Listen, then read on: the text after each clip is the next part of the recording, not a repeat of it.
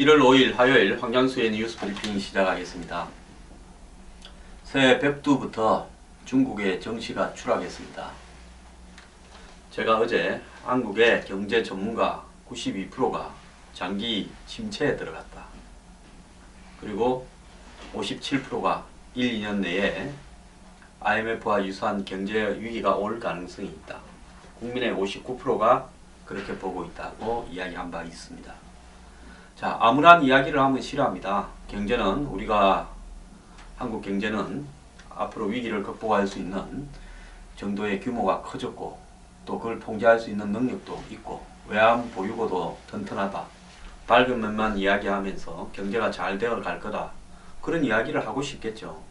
자, 그런데 그 이면에 한국 경제의 고위 관료들이나 대기업 사주들이나 그 다음에 금융자본가들이나 또 각종 금융회사의 전문가들은 위기가 올 거라고 보고 있고 다 대비를 하는데 일반 국민들만 아무것도 모르는, 한마디로 어렵지만은 잘 될 거다, 어렵지만은 잘 될 거다, 의례적이고 허울적으로 하는 이야기에 그냥 가만히 있다가 당해버리는 IMF와 같은 그런 일이 다시는 반복되어서는 안 됩니다. 제가 작년에 중국 경제 8월 달에 위기가 왔을 때, 정시가 폭락했을 때 제가 중국 경제는 살아날 수 없다고 단언한 바가 있습니다. 그리고 정부가 온갖 한마디로 응급 수혈이나 마취제, 진통제를 놔서 강제적으로 달아매더라도 그 효과는 잠깐이지 오래가지 못할 것이다. 중국 경제는 버틸 수 없는 구조적 상황에 와 있다. 그래서 중국 경제가 무너지기 시작하면서 중국의 체제가 전반적으로 위기에 돌입할 거고 중국과 중화권, 범중화권 전체를 합치면 40%가량의 이 수출의 40%가량에 차지하는 그런 중국과의 경제적인 이 몰입도가 큰 한국은 굉장히 중국의 위기에 취약할 수밖에 없다. 그걸 대비해야 된다고 이야기를 해왔습니다. 자, 어제 중국의 정시가 아주 일찍 문 닫아버렸습니다. 1시 반에 거래 중단이 됐습니다. 중국은 올해 서킷 브레이커 제도라고 해서 이 중요한 주식 300개를 이렇게 모아서 만든 CSI 300 지수가 5% 이상 뜨거나 가라앉으면 15분간 거래가 중단되고 7% 이상 등락할 경우에는 아예 그날 거래는 문을 닫게 되는 그런 제도를 도입했는데요. 도입 첫날 1시 반에 문을 닫았습니다. 왜? 중국의 정시가, 상하이 정시가 마이너스 6.9%로 폭락을 해서 서킷 브레이크가 적용되어서 조기 폐장을 한 겁니다. 자, 그러면 왜 문을 닫았느냐? 여러 가지 이유가 있습니다. 차이신 제조업 구매 관리자 지수 PMI라고 부르는 게 48.2로 떨어져서 그렇다. 대외적으로는 그 구매 관리자 지수가 떨어지니까 중국에 아마 이 제조업의 경기 둔화가 본격화되는 거다. 그래서 중국 정부가 올해 설정해 놓은 목표 6.8% 성장률을 달성할 수 없을 것 같아. 또 이 중동의 정세, 즉 사우디와 이란이 단교를 하면서 일촉즉발의 전쟁 위기로 돌입하는 상황, 이런 부분도 영향을 미쳤다. 그런 이야기도 있습니다만은 그것보다 가장 중요한 것은 작년에 6월에서 9월 사이에 중국 정시가 40%나 폭락을 했죠. 이때 중국 정부는 상장사 최대 주주와 지분을 5% 이상을 보유한 주요 주주가 주식을 6개월 동안 못 팔게 만들었습니다. 그게 언제냐? 7월 8일 날 그렇게 한 겁니다. 그래서 이런 인위적인 부양책에 상하이 정시는 추락을 멈추고 작년 8월 최저점에서 연말까지 9.4%가량 상승을 했습니다.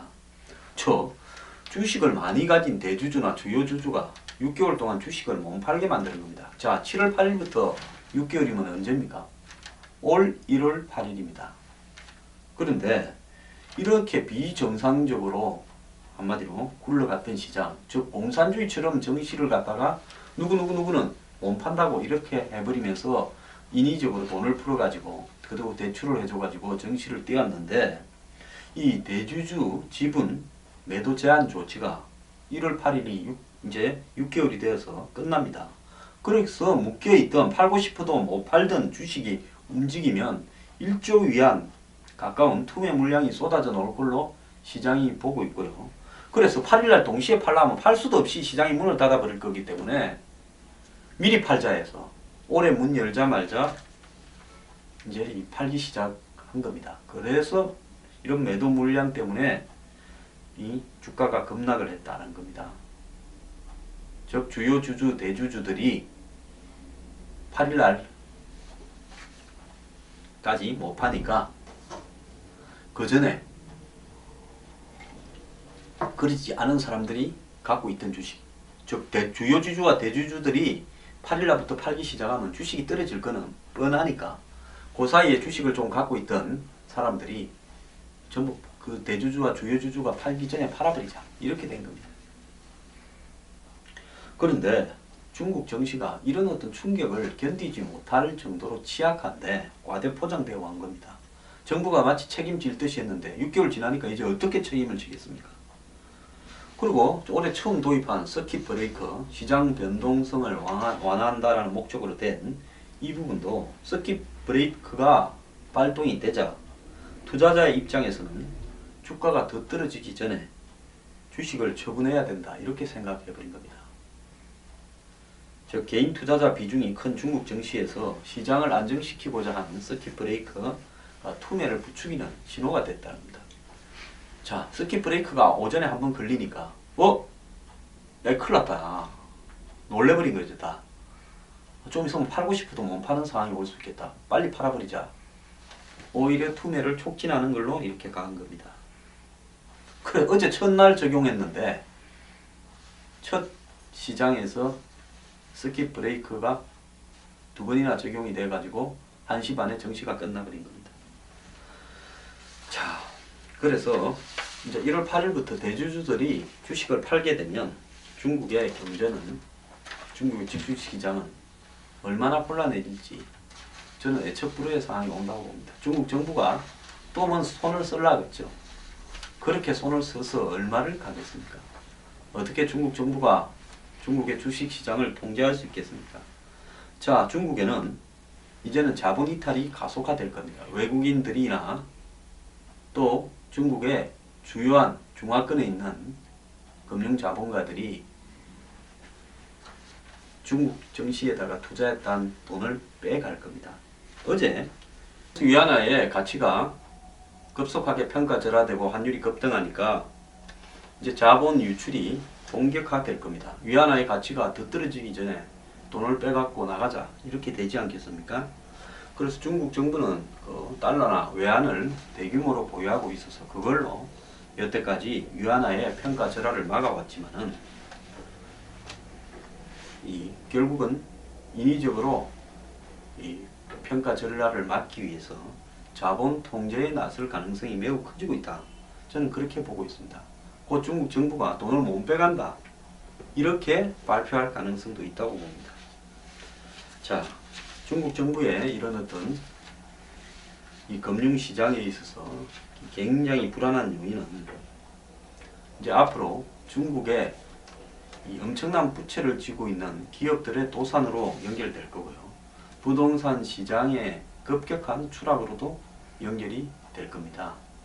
자, 제조업 망하고 중국 경제의 15%를 차지하고 있다는 부동산 시장이 또 거기에 충격을 받아서 망할 겁니다. 지금도 부동산 시장 망해가고 있습니다. 이미 중국의 유명한 중국 출신의 뭐 싱가포르라든지 말레이시아라든지 이런 데 거주하는 자본가들은, 자산가들은 중국 내부의 부동산들을 다 팔고 튀었습니다. 홍콩에 있는 부자들도 다 팔았어요. 자, 중국의 부동산은 중국 경제의 한 15%를 차지하는데 부동산 시장이 또 무너지면 중국 경제의 이 추락은 더욱더 가속화될 겁니다. 자, 어제 이런 중국 경제의 이 중국 정시의 충격은 아시아 전체의 주식시장을 뒤흔들었고 유럽이나 미국 증시도 흔들었습니다. 한국도 코스피가 2% 이상, 일본도 3% 이상 이렇게 지금 폭락을 했는데요. 자, 이런 현상이 오늘도 제가 볼 때는 계속될 가능성이 큽니다. 또 중국 정부가 나서서 또 투매를 제한하고 또 인위적인 통제를 하려고 그러겠죠. 자, 이런 인위적인 통제로 중국의 정시나 중국의 시장이 유지될 수 있다고 보지는 않습니다. 자, 중국의 붕괴가 제가 재작년, 3년, 4년 전부터 지속적으로 이야기했죠. 임박했다. 저는 올해가 중국 경제가 붕괴되는 첫 해로 기억될 거라고 보고 있습니다. 그래서 올해 이 중국 경제의 붕괴 충격이 그나마 간신히 저공 비행을 하는 한국 경제에 치명타를 가할 수도 있다는 겁니다. 자, 이런 부분들을 도외시한 채 기껏해야 부동산이나 좀 올려가지고 경기나 부양시키고 이렇게 붕괴하고 있는 중국 경제에 올인하고 있고 뭐 제주도나 개방해가지고 중국 도망놓은 자본들이나 유치하는데 제주도 도민들은 핍박받고 있고 이런 어떤 부분에서 중국 경제나 세계 경제의 변화가 한국 경제에 얼마나 영향을 미칠 건지 내다볼 수 있는 해안을 가진 사람이 없다라는 것이 지극히 정말 유감입니다.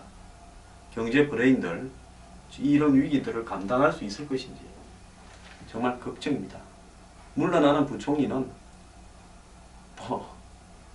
속이 편할 겁니다. 나는 이제 손 뗐으니까.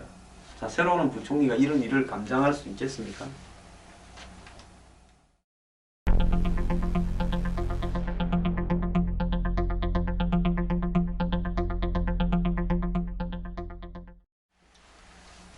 그렇지 않아도 미국의 경기가 그 경기 지표를 나타내는 수치, 미국의 제조자 구매관리 지수라든지 이런 부분들이 또다시 떨어지고 있다. 미국의 부동산 관련 지수들이 또다시 떨어지고 있다. 그래서 미국 경제가 좀 좋아지는 줄 알았는데 이건 무슨 소리냐. 이런 지금 이야기까지 지금 나오고 있습니다. 그리고 미국의 금리, 중국의 침체, 저유가 이래 3대 변수가 올해 세계 경제에 시계 제로의 상황을 던질 거다. 이렇게 이야기를 하고 있는데요. 일부 세계적인 서학들은 제로 성장 시대를 향해서 가고 있다. 이미 유럽의 선진국들 중에 상당한 숫자는 마이너스 성장을 하고 있습니다. 자, 전 세계는 공급 과잉이고 수요 부족에 시달리고 있습니다. 전 세계가 디플레이션에 물가가 하락할 수밖에 없는 디플레이션에 임박해 있는데요. 지금 이 와중에 중동의 최대 산유국들인 사우디와 이란이 지금 싸움이 붙었습니다. 사우디가 이 한마디로 이슬람 국가의 명주 역할을 했는데 유가가 폭락을 하면서 사우디 내부에 쌓여있던 자합산 재정이 거의 바닥이 났습니다. 그러면서 사우디 왕정이 굉장히 취약해지고 사우디 국민들에게 기름 팔아서 풍풍 쓰도록 보조해주던 부분들이 급속하게 줄어들면서 사우디 내부에 굉장히 왕정을 뒤흔들 만한 그 요소들, 와비즘이라고 부르는 이 이슬람 근본주의자들의 책동이 시작되었습니다. 여기에 시아파하고 수니파, 무하마드 이후에 3대 4대 후계자를 어떻게 정하느냐를 놓고 갈라진 시아파의 수니파의 이 전통적인 대립이 사우디가 내부에 여러가지 폭동이나 데모 이런 것들이 일어나니까 시아파의 한마디로 종교 지도자를 사형을 시켜버리고 수십 명을 며칠 전에 사형을 시켰습니다. 이란은 이것 때문에 지금 사우디 대사관에 불을 태우고 폭동이 일어나고 서로 단교를 했습니다. 사우디의 주요한 이 석유 시설은 이란과 호르무즈 해협 몇십 킬로를 사이에 두고 있는 동부 지역, 동부 사막 지역에 다 있습니다. 자, 이란과 사우디가 조금 더 충돌에 가까운 상태로 접어들게 되면 매우 세계 경제에 예측 불허한 상황이 벌어질 수 있습니다. IS가 약간 기세가 끊겨가는 상황에서 지금 사우디와 이란이 충돌이 세계 경제의 또 다른 위험 요인으로 등장했습니다. 올해 세계 경제 한 치 앞도 예측할 수 없는 상황이 되어가고 있습니다. 작년에 고점 대비 40%나 6월에서 9월에 폭락했던 그런 중국 정시가 사실상 자연스러운 시장을 반응을 나타내는 부분이었고요. 이 부분이 중국 정부의 인위적인 산소호흡기 부착으로 연말까지 9.4%가 올랐는데, 이제 정부가 언제까지 산소호흡기를 대고 있을 수 없으니까 산소호흡기를 떼는 시점에서 다시 폭락하는 사태가 발생합니다. 중국 정부는 이 정시하고의 싸움에서 주식시장을 이길 수가 없습니다. 그러면 중국의 정시가 결국은 붕괴되어 갈 건데, 그 이후에 미치는 파장들이 어떻게 한국 경제에 영향을 미치는지 잘 대처해야 될 것 같습니다.